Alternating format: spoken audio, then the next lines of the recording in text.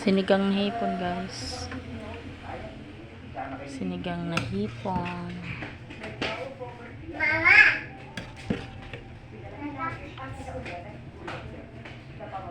Lagyan na natin siya ng kangkong.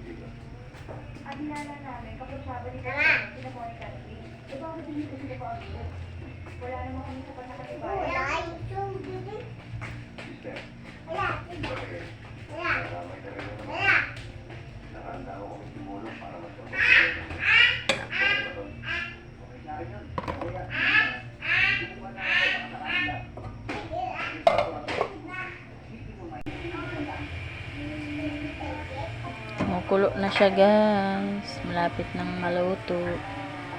Lulutuin ko lang yung kangkong.